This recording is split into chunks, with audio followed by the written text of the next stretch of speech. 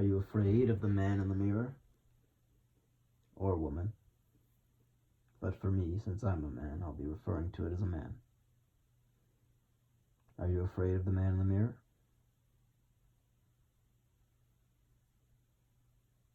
Do you hate it when he stares at you?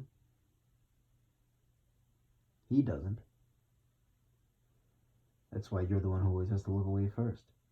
And who's to say he's still not staring even when you look away? Does that frighten you? Because I promise he cannot attack you physically. Only mentally, and only when you make eye contact with him. So learn how to defend yourself.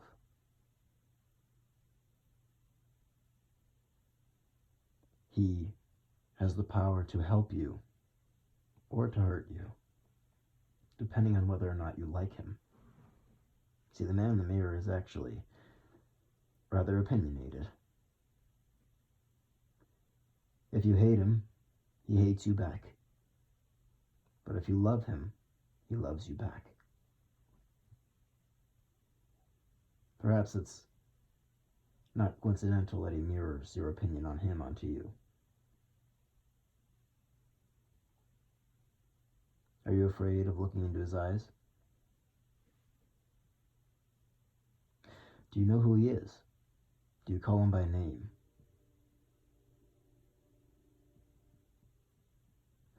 Do you think that it's strange to speak with him? You see, the thing about the man in the mirror is he loves to dance with you. But if you're not willing to dance with him, he won't dance with you.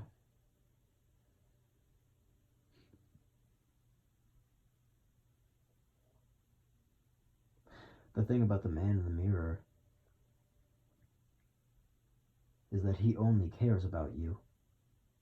And now whether he cares about you in a good way or a bad way is decided entirely by you, but you cannot stop him from caring. He will never refuse you eye contact, and he will never break your gaze until you do so first. Are you afraid of the man in the mirror?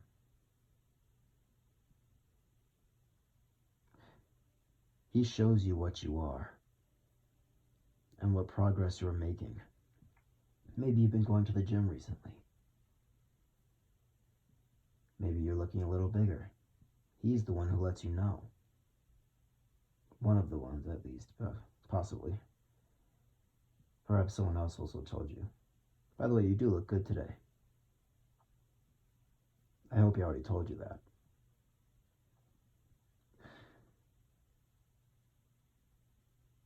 You should not fear, because he cannot hurt you physically. And he'll never hit you unless you hit him, and all he does is block you. But he will never strike first. But mentally, he will always strike first. That's his game.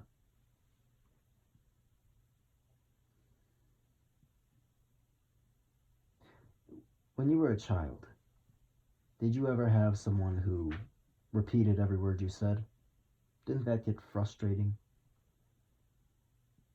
And you'd say, "Stop copying me," and they'd say, "Stop copying me." Wasn't that annoying? Well, when the man in the mirror reflects what you do and copies you, are you frustrated? Or do you like what he has to show you? You should. Because you're also showing him whatever he's showing you. And when you look at him like you hate him, he gets upset. And so he looks at you like he hates you. But when you look at him with loving eyes and tell him he looks good today, he'll say it right back. The man in the mirror is entirely selfless. He doesn't care about anything for himself. He's always thinking about you, even when you're not thinking about him. And he loves you as long as you're willing to let him love you. But if you're not, his upset nature becomes resentment. And resentment becomes hatred. And hatred becomes almost like a knife through the heart when you look at him. But he doesn't have to use a knife and put it through your heart to hurt you like that. He just has to make eye contact. Or maybe he doesn't even have to do that. Maybe you just have to look at his body. But bear in mind that no matter what you do, the man in the mirror will always show you progress, even if you aren't paying attention. Have you been losing weight? You look a lot better. That's what he'll say. Or sometimes he'll say, well, you're not losing enough. You're still big, you're still fat. But you get to decide whether or not he says those things by choosing to love him first. When you smile in front of him, he's the only one who's going to make fun of your teeth, if you believe there's something wrong with them, if you hate him. But if you love him, he's going to say, your smile's looking a little brighter than it did yesterday. He's the only one you can make stupid faces with without fear of being judged. He'll make them right back at you, too. No one else can guarantee that. They can say that they won't make fun of you, but they'll probably still laugh at you when you do something dumb enough. The only time he'll laugh is when you laugh at his face, too. And that's exactly the same face you made.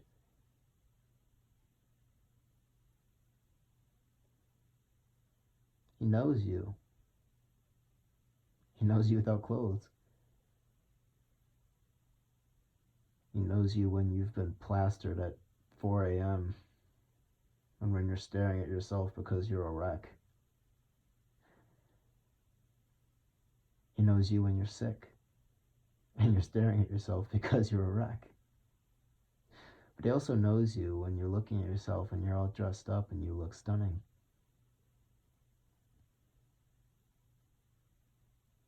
He knows you. And even if you hate him, there are still days where he'll say, you know what? You do look good today. And you'll believe him. Because you did something different, maybe. With your hair, or your nails, or some article of clothing that you really like that you got. Doesn't matter if it's a man or a woman in the mirror. They'll tell you that you look good if you believe it. But the thing about the man in the mirror is that you have to be willing to believe that he's telling the truth before he tells you the truth. You have to be willing to love him unconditionally before he decides to do it back. And one day, you will. Doesn't he deserve love? Just because he's trapped in the mirror doesn't mean he's not a man.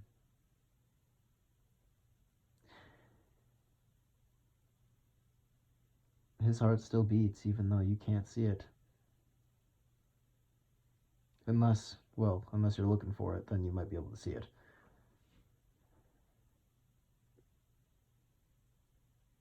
Either way, he still has feelings.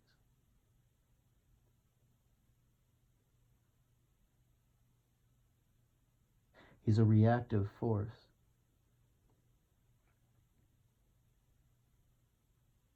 And he doesn't settle. If you don't like him, he doesn't like you. But when you decide to pour into him and love him unconditionally, he will do it back.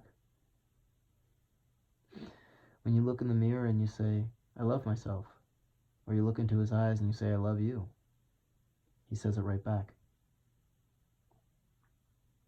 And he understands that saying I love myself is a way of saying I love you to him. And you should love him.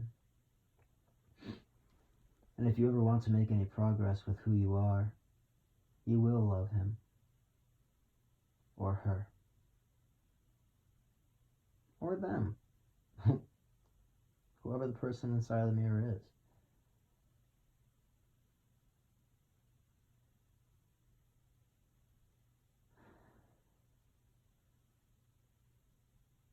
one day when you love the man in the mirror, or if you don't, and you decide to pick up on this lesson before you pick up on that one, you'll realize that the key is to love the other unconditionally first,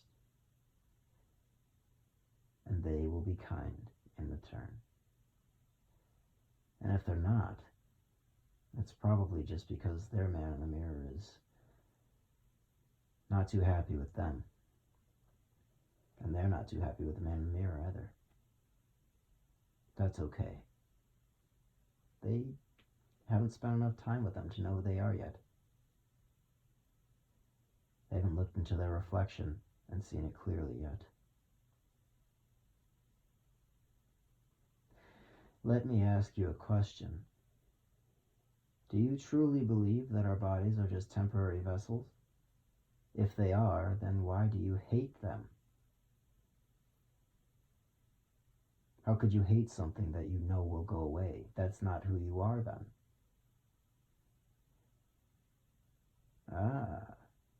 Now I've got you thinking.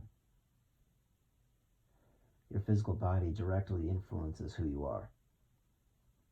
If it didn't, and what you are is entirely something separate that's trapped inside, why would what you eat have a direct impact on how you think? Why would exercise or sex have a direct impact on what you think? If your soul is trapped inside, do you think it just links with somebody when you have sex? Well, then it's not trapped because it has a way of getting out.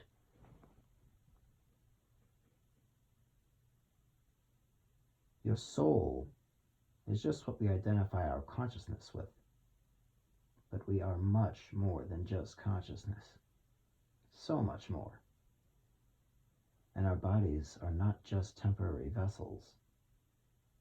They are part of us and who we are. So when you look in a mirror, you are seeing your consciousness and your body and all of yourself. Because when you look into a mirror, you see your thoughts on yourself right in front of you. And when you realize that, it becomes a lot easier to start treating others with kindness first. Because you know that when you go home, you have a friend in the mirror. And you're good company to yourself. And if someone was mean to you, you can talk about it with them and they'll make it okay. Because you love them and they love you. So start treating others with love unconditionally first. It can be easy when you're the reactive force to be mean.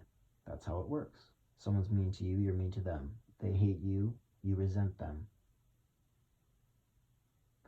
But if you're kind and loving first, and if they know anything about the person who they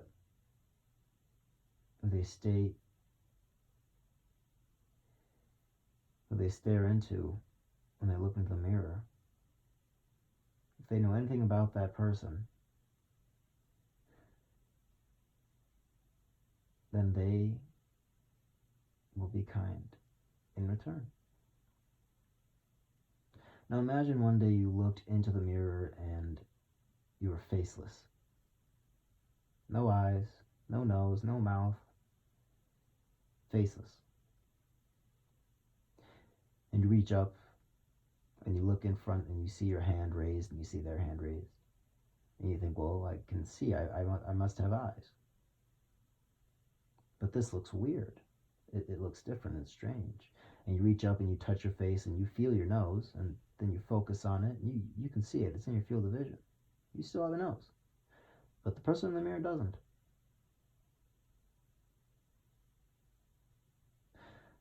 What do you do then? You can feel that it's watching you, but almost like it doesn't care.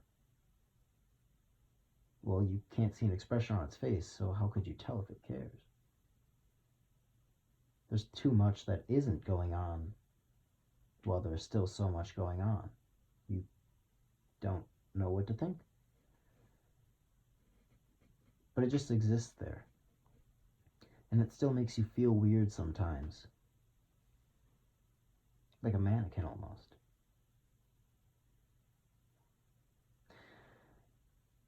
that reflection is what I like to think as similar to society.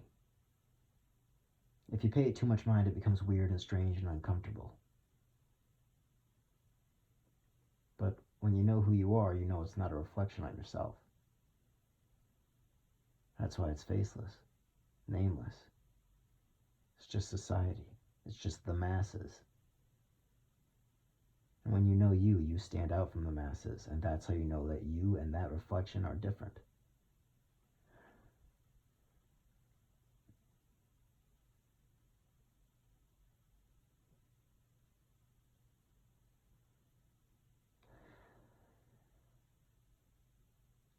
Sometimes you'll need somebody else to kind of tell you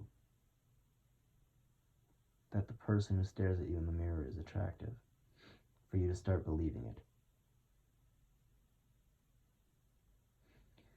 Sometimes if you're in front of a mirror and your significant other is with you, you're both staring at your reflections at the same time. And you can see how their reflection treats your reflection by how they treat you.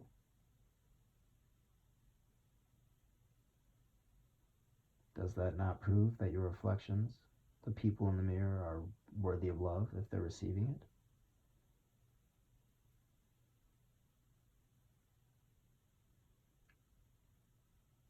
Why do you guys take pictures of the person in the mirror if you hate them and post them on the internet? Your phone is a front camera. You could just as easily just take a picture of yourself. But many of us would sooner take a picture of the person who's taking a picture of us in the mirror. Yet you're the one that uploads it.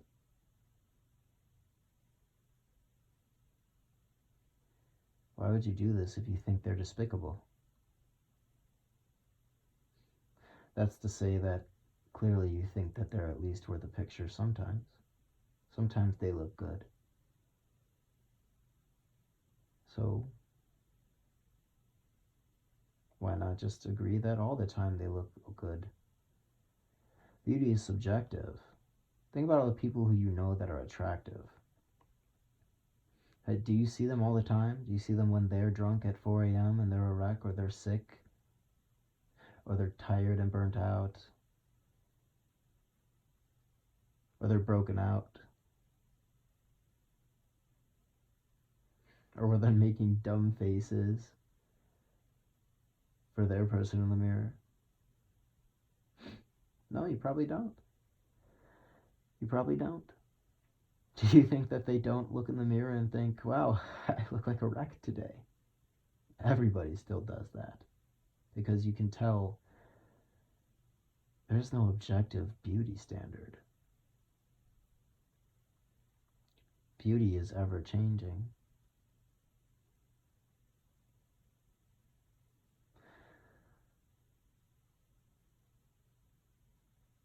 But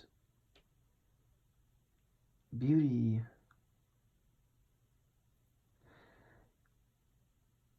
it means nothing without vision. And when you have external vision with what I call the silver eyes, when you have external vision with what I call the gold eyes, you see only golden beauty. It's on the outside, it's surface, it's somebody who wore something nice, it's material. Somebody who wore something extravagant, or they painted their nails, or they did their hair, or they're smiling super brightly. But when you see internally with your silver eye, right? You have two golden eyes and a silver eye. When you see with your silver eye, you see beauty past the surface. The silver eye can look through gold, can see through the golden beauty, and it doesn't matter how much golden beauty there is, once your silver eye is clear, it isn't so relevant to you. Because everybody has a layer of gold whether they like it or not. Sometimes they just can't be seen unless you have the silver eye, because the silver eye sees gold and through gold to silver. It sees somebody smiling on the inside. It sees their energy. It sees their intelligence and their humor and their kindness. It sees so much more than golden eyes, in quality, but not in quantity. After all, you have two golden eyes, because there's just more gold on the outside of things, on the surface. It's wrapped. So you need to see more surface area. But the silver eye, it peels through that golden wrapping. And it takes it off and puts it to the side, but it doesn't keep it out of its field of vision. It knows it's there, it just focuses on the gift inside. Yes, that large red ribbon on that present was beautiful, and it was so soft. But nobody cares about the present for the wrapping paper.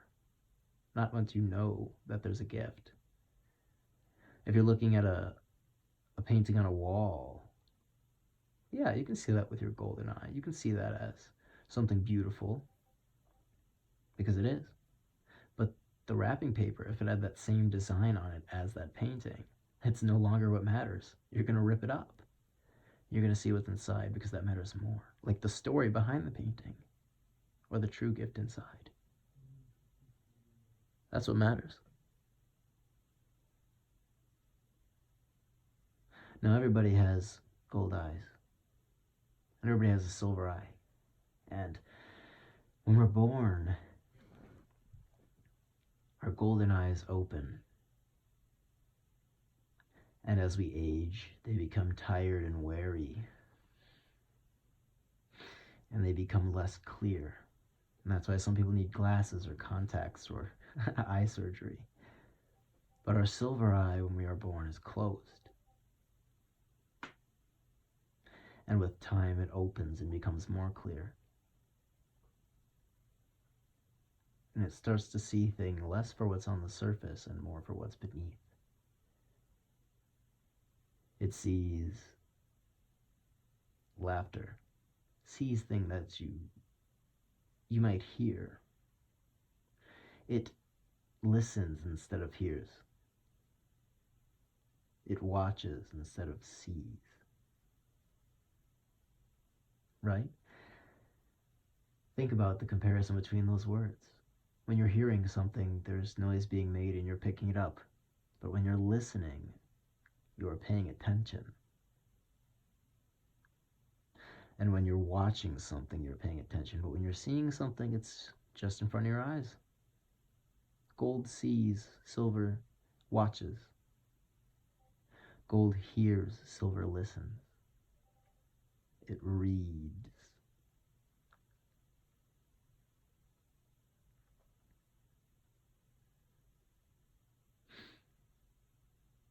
Some people, their silver eye, it's hard to open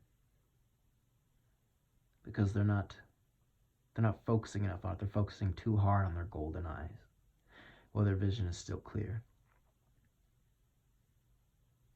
And some people never open their silver eye and they go their entire life caring about what's on the surface. Right? Superficial. And with time, those eyes, those poor golden eyes, they become blurry.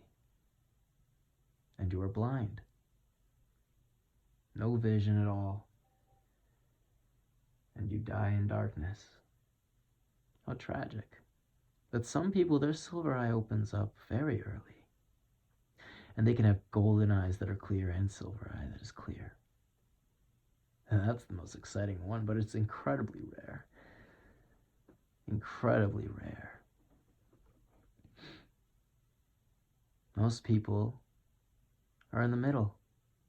Their silver eye opens somewhere along the way and they begin to start seeing things with their true value. They begin to start seeing that wrapping paper as wrapping paper. They begin to see it as something that means there's a gift. And they're searching for the gift, right? They're searching They're not just finding. You find something, you stumble upon it, but you search for something. It is with the intention to find something. When you watch for something, it is with the intention to see something. When you listen for something, it is with the intention to hear something.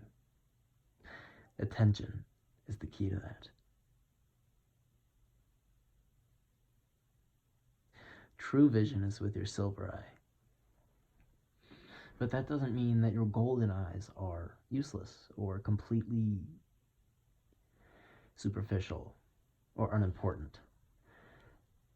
In many people's journey, when their silver eye opens up, they become so excited that they say, I don't care about my golden eyes.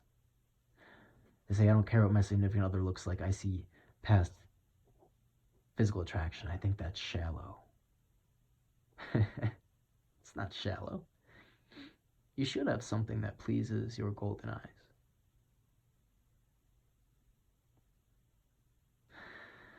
But you should also have something that pleases your silver eye. If you don't have something that pleases all three eyes, you're doing one or two of them a disservice. You should find your partner beautiful on the inside and the outside. You should find them physically attractive and mentally attractive and emotionally attractive and spiritually attractive. Attractive in every sense. An attraction that strong is hard to pull away. But when you're only attracted physically, what happens when they grow old and they wrinkle and you guys are both saggy? Are you guys gonna give up on love just because you're both saggy? It's pretty sad. No, you're not. Because by that time, you've opened your silver eyes and saw each other.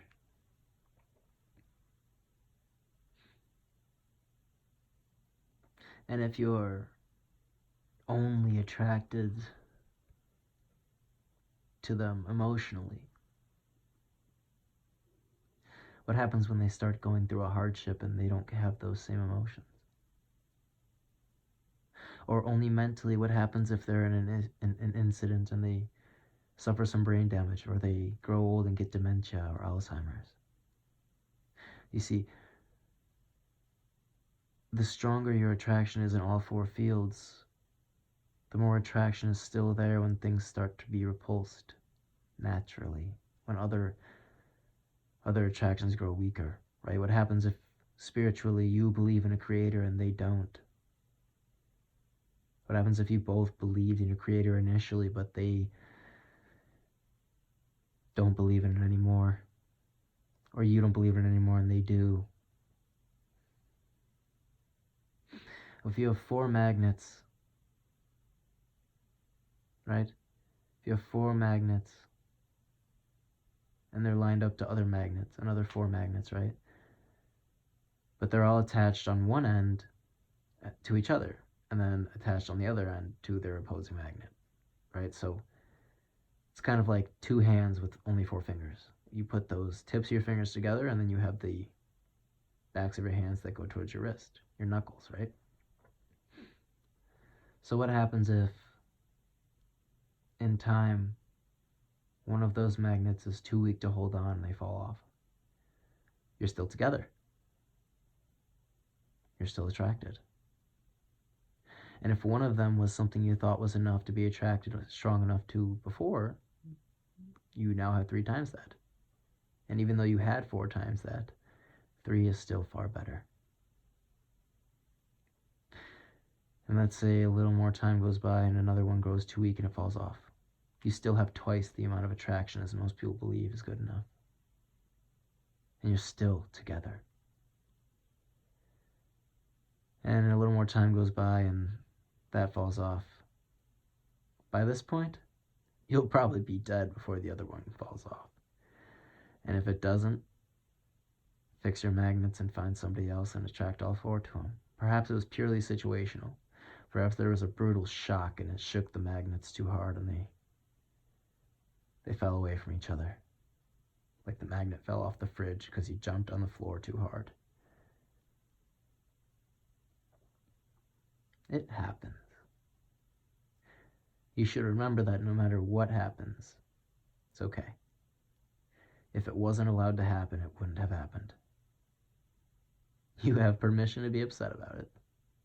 Your emotions are valid. But you should not cry just because the magnet fell off. If you truly believe that it belongs on the fridge, you'll pick it back up and put it back on the fridge, and it will stick because there's still attraction, even though there was a brutal shock.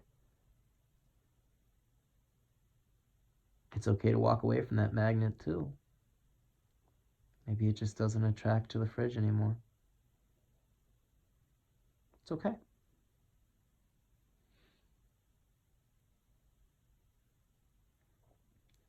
It's okay.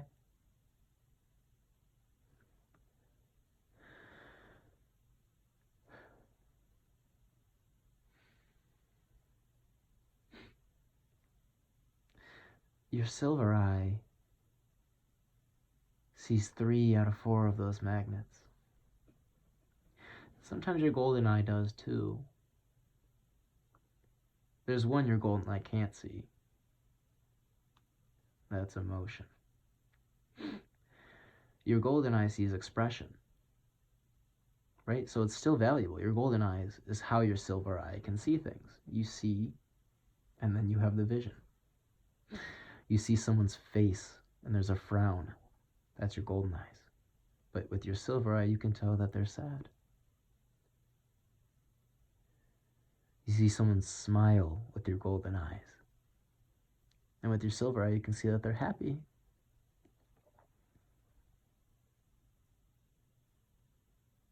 Have you ever been around somebody with just the most contagious laugh? I'm almost laughing thinking about it.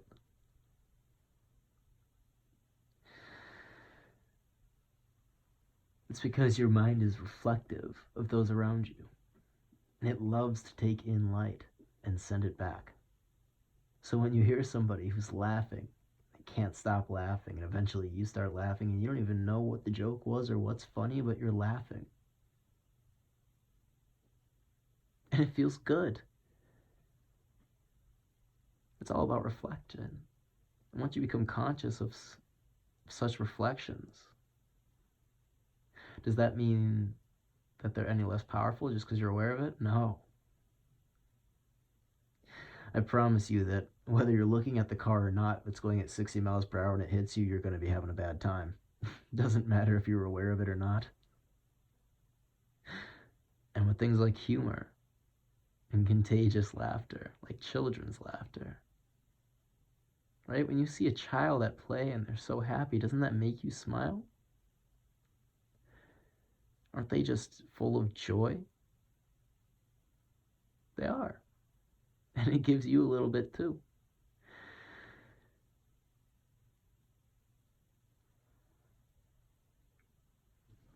Children are what remind us that there is still joy in this world. And adults are what remind us that there's misery. It's okay. Children feel misery and adults feel joy. Right? If a child falls and scrapes their knee, they're going to cry. Oh, they think it's the end of the world. They've never experienced something so painful. Oh my God, there's going to be a mark there for 2 weeks. Oh. The thing is that as you go through life and you get more experiences with your age, that child realizes that a scraped knee is not nearly as painful as something they're experiencing now, because they've experienced that scraped knee before and they have never experienced the pain of heartbreak, the pain of losing your job and not knowing if you'll be able to eat, the pain of losing a loved one, silver eye pains.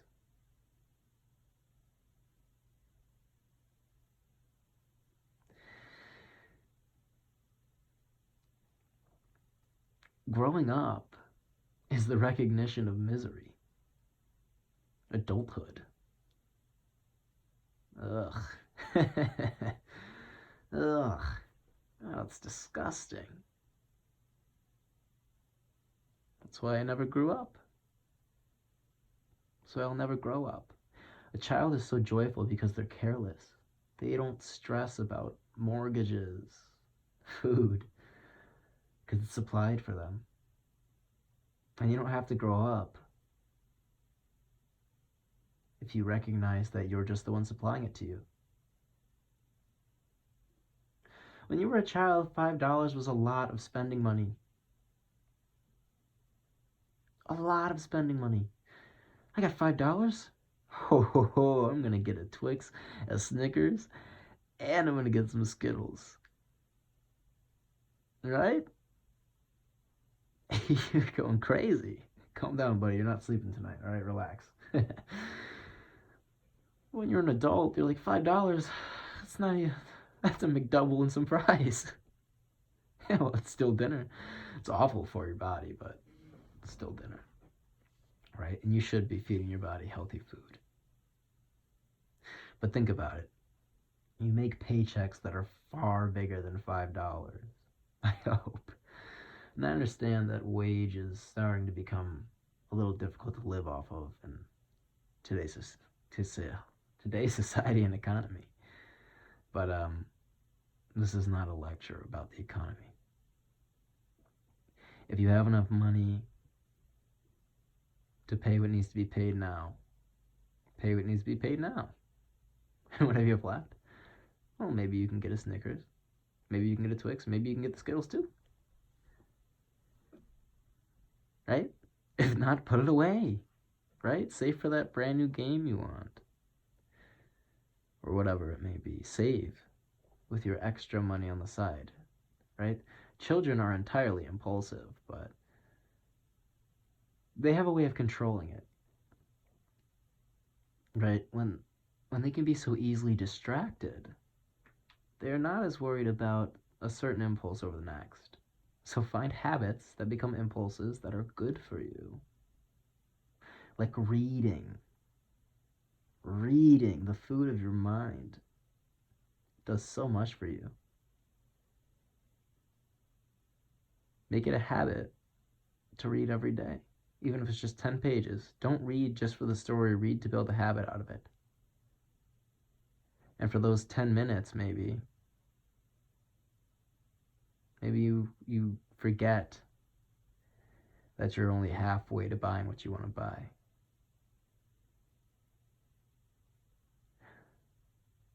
And then afterwards, you remember that you're already halfway to buying what you have to buy. Half full, half empty, who cares? The glass is refillable, am I right? Just as it is breakable.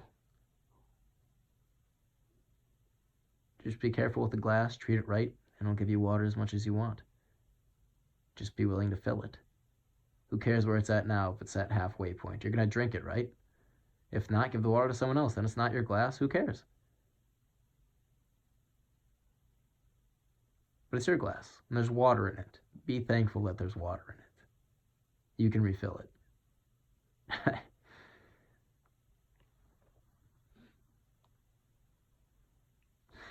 So, a child with that $5 that they get, if they decide they want something new, they just distract themselves by not going and buying the Twix or the Snickers or the Skittles. And usually that's because they can't put themselves in situations to be reminded that they want those. Right? They're a child. They can't drive. You, if you want those, you can feed your impulses by driving to the nearest convenience store. You have the power to put yourself in those situations, but you also have the power to put yourself out of those situations. A child doesn't have a choice. They just can't get there. Right? If they live too far from the store to walk there, and if they're not old enough to walk there, and if their parent or guardian won't drive them, they don't get it. So they find something else to do. They might even cry for a little while, but they find something else to do.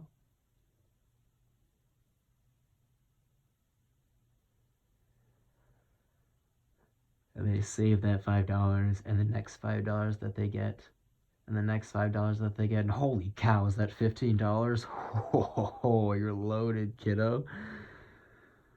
You know how much candy you can get with that? Oh, but you're not using it for candy.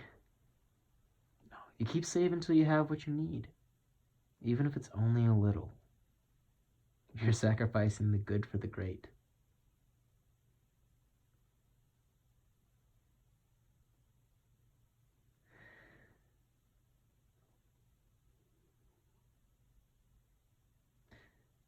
So, do you hate the man in the mirror? Are you afraid of your reflection?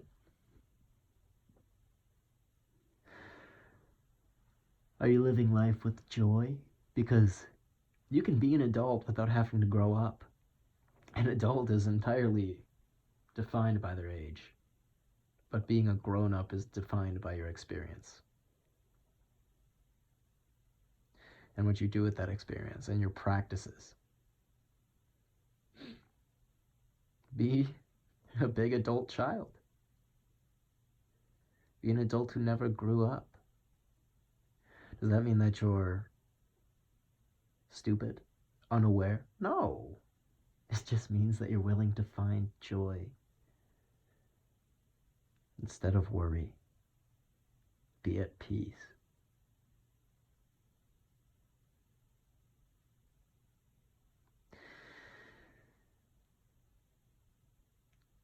A child has absolutely no worry about whether or not they're going to be going out and playing with the next person tomorrow. Another person, a new person. No worry about what they did yesterday.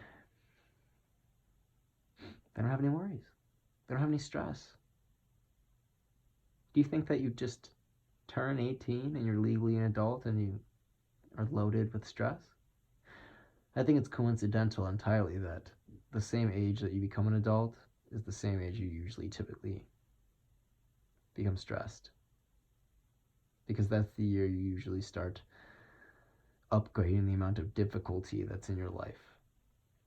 Right? High school versus college. If you messed around and made it through high school, you're not going to make it with that strategy in college, right? Or in a job. You can't get fired from high school. You can get expelled, suspended, this, that, whatever. Which I guess is similar, but it doesn't pay you to be there. Or a business. Whatever you do. You can find a million different ways to make money, whatever you do. You gotta act right to get it or you'll stop getting it. But you can still find joy instead of misery. Adults destroy children by turning them into adults. You find so many adults in society who think, well, they're miserable. They hate their lives, and yet they want their child to go down their path. What? If your child recognizes how you feel about your life on a day-to-day basis, why would you want them to duplicate you? Why would they want to duplicate you? They don't. They might if they don't know any better, but if they found an opportunity that was going to take a lot more effort, a lot more risk, but had a lot more reward and they wanted to do it, are you going to say, don't do that, it's unstable?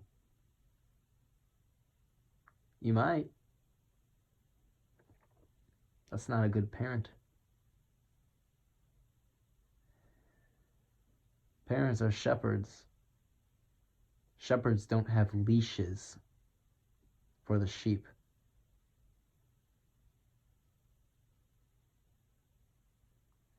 Parents should just let you know what direction to head in, generally, based on what you are looking for.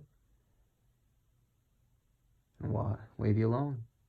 Be there to keep waving you when you stop moving because you're maybe not getting as close as you want, as fast as you want, but they're still there to say, hey, come this way. This is where you want to be, right?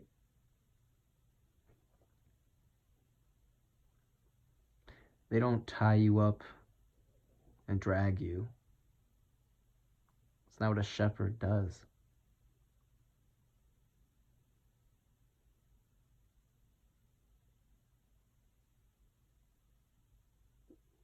It's not what a shepherd does.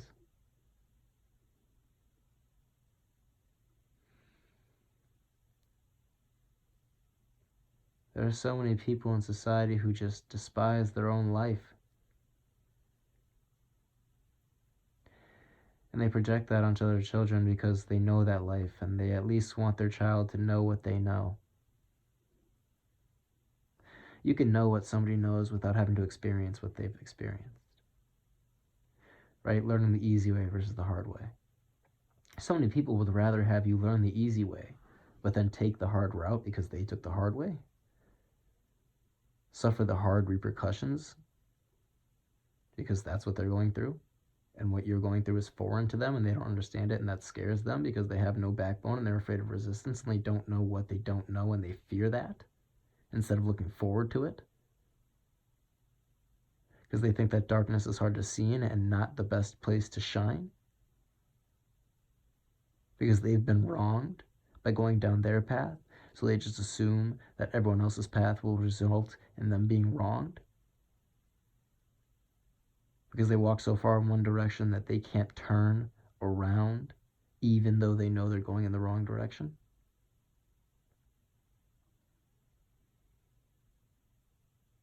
I don't want advice from people like that, and if they give it to me, I don't want to listen to it. Just based off of a pattern recognition. People like that give great advice on how to grow trees when they've lived in a desert their entire life. Funny. They're using someone else's fruit and trying to tell you how to grow a tree.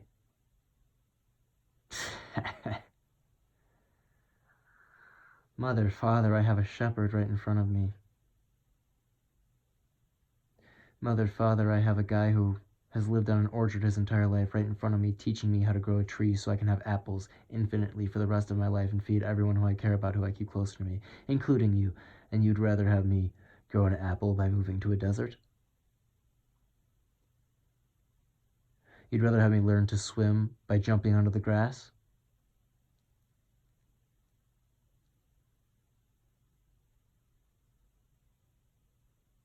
Mother, Father, why don't you ask yourselves what you want? Tell the man and the woman in the mirror that you love them. Admit and take responsibility for the fact that you don't like where your life is, and then start working to change it. It's not too late. Because by this point, I am an adult, and you are my mother and my father, and you're older than me, but that doesn't mean that you are irreversibly forced down the path you're on. You can improve still. Mother, Father, I want you to know that as you shepherded me, I can shepherd you now in my adult life. Mother, Father, you led me to an oasis. I want to give you fruit, but you have to let me learn on my own how to grow that fruit. You taught me how to grow a tree. Now let me grow a tree. I cannot keep taking fruit from yours as it ages and dies. I will support you and supply you with food in your old age.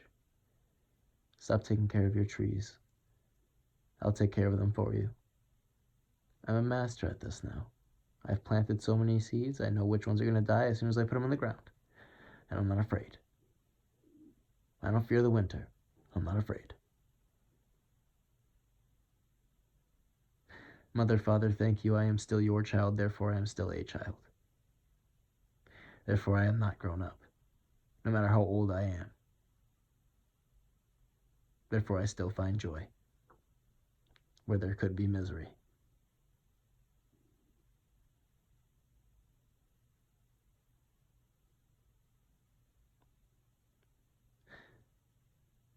Look at the mirror.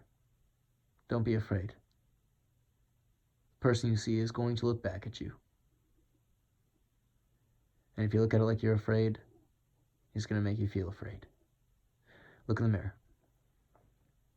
And decide right now that you love what you see. Even if they're ugly. Even if your golden eyes despise them. Decide with your silver eye that they are worth seeing and watching and loving. Speak to them. Decide that they are worth listening to rather than just hearing. They know you. It's time for you to know them.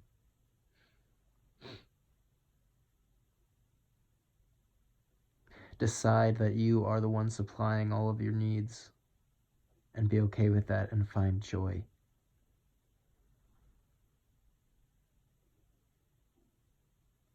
Wealth is not your enemy. Money is not your enemy. Time is your enemy. You can make infinite amounts of money with infinite amount of time, but we have a finite amount of time. And that is what worries us. Deadlines. Deadlines. Death lines. Time that kills potential. You are not your enemy. Your body, your mind is not your enemy. Your golden eyes are not your enemy. Do not take them for granted. When you open your silver eye, it is so easy to take your golden eyes for granted because you think I have the only vision I need, and that is my silver eye. Don't take it for granted. In many people's beginning steps of their journey, they believe, well, I'm an intellectual, I'm a spiritual, I'm an emotional. And since I can see those things in other people, what's outside doesn't matter.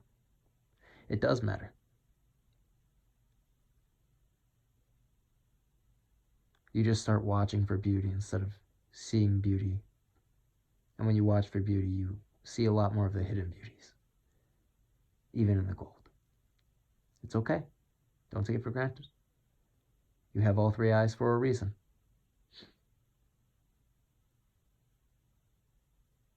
If your golden eyes were meant to close when your silver eye opened, then they'd close.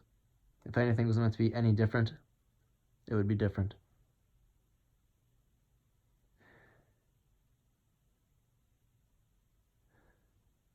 Be attracted to all four. The physical, the mental, the emotional, the spiritual. All of them. The dimensions of humans, of life. Don't be afraid to refuse someone's path. A path that they want you to go down. Don't be afraid of resistance. Have a backbone, have a spine. It helps you fight off resistance.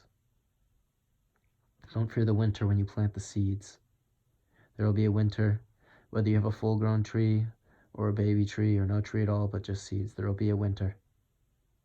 Don't be afraid to plant those seeds. Take advice from someone who's on the orchard on how to grow a tree, not the people in the desert. Find joy instead of misery.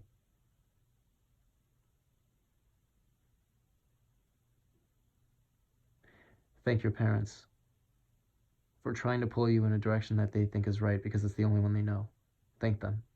Be grateful that you have people who are willing to lead you or push you. But let them know that they have their path. You have yours. And if they don't like theirs, it's not too late to change it. And if you don't like yours, it's not too late to change it. And you recognized early on that you want this path. Take that path. Say, Mother, Father, thank you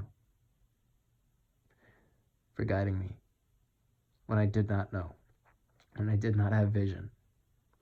Say thank you, but say, I have vision now. I know where I want to be. Tell them that and go there. Be grateful. An attitude of gratitude yields infinitely higher results.